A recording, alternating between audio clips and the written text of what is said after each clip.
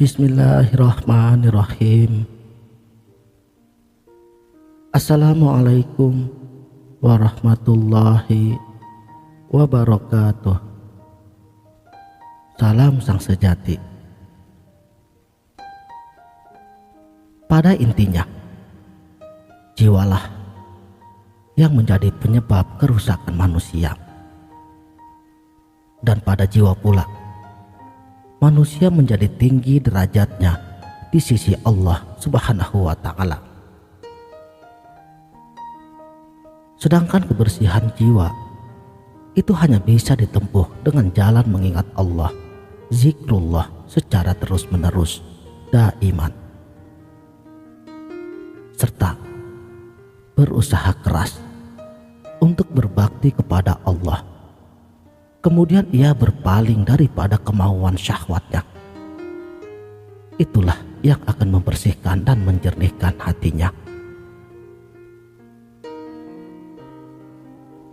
Secara luas, Al-Quran menggambarkan sebagai fokus dari apa yang membuat seseorang menjadi manusiawi, pusat dari kepribadian manusia.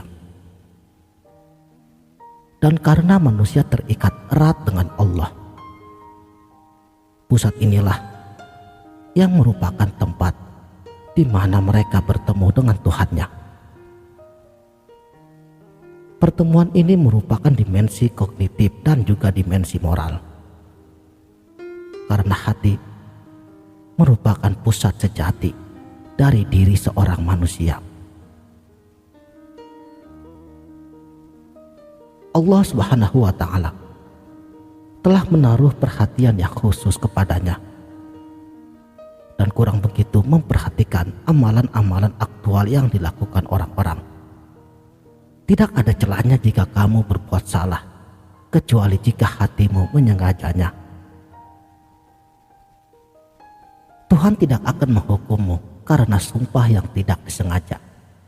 Akan tetapi Tuhan akan menghukummu karena sumpah yang disengaja oleh hatimu. Dan Tuhanmu Maha Pengampun lagi Maha Penyantun.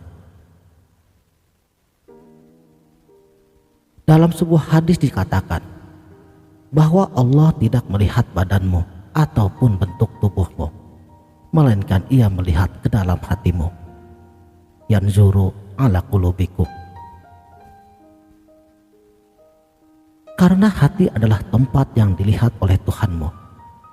Itu merupakan kunci menuju kemunafikan, watak yang paling buruk dalam pandangan Muslim. Karena Tuhan tahu apa yang ada di dalam hatimu.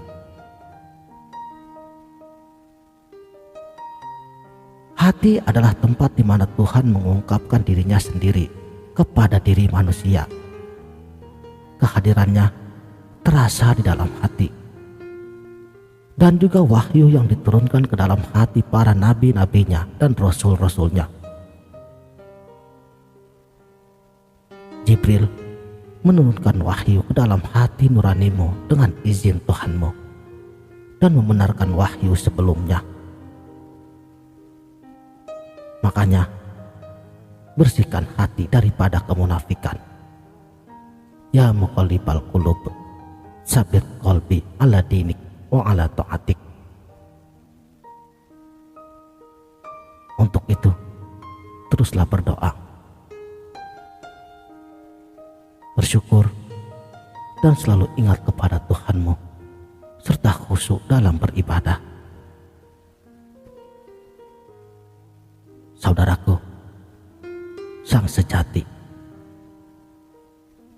bisakah kiranya kita mencontoh Sayyidina Bilal bin Rabah, seorang budak berkulit hitam, dan juga Sayyidina Salman Al-Farisi yang intelektualnya diacungi jempol oleh Rasulullah sendiri, di mana keduanya sangat mencolok mata dari segi fisik dan derajat di mata manusia kebanyakan. Tetapi keduanya duduk sama derajatnya di hadapan Allah tanpa melihat dia sebagai apa. Merekalah contoh orang yang mendapatkan petunjuk dan rasa iman yang tinggi serta kemakrifatan akan Tuhannya. Disinilah yang pertama sekali yang harus kita perhatikan adalah sosok jiwa kita sendiri. Makanya kata Allah, demi jiwa Dia menyempurnakannya dan memperkenalkannya kepadanya keburukan dan juga kebaikan. Sungguh beruntunglah orang yang dapat mensucikan jiwanya, dan merugilah orang yang mengotorkannya. Karena jiwa adalah musuh dengan wajah seorang teman. Kekejaman dan daya tipunya tidak ada habisnya. Menolak kejahatannya dan menaklukkannya merupakan tugas yang paling penting. Karena jiwa adalah musuh yang paling buruk dan juga lebih buruk daripada setan dan kaum kafir.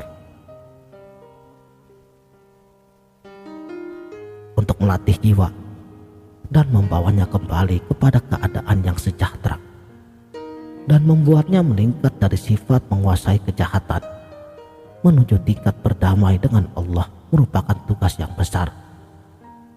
Puncak kebahagiaan manusia terletak pada penyucian jiwanya, sementara puncak kesengsaraan manusia itu pun terletak pada tindakan membiarkan jiwanya mengalir sesuai dengan tabiat alamiahnya. Itulah sebabnya Allah berfirman, sungguh beruntung orang yang membersihkan jiwanya dan merugilah yang mengotorinya.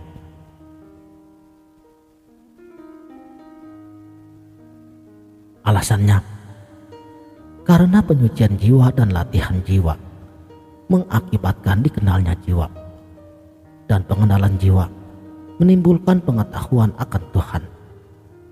Sebab barang siapa yang mengenal akan jiwanya sendiri, maka dia akan mengenal Tuhannya.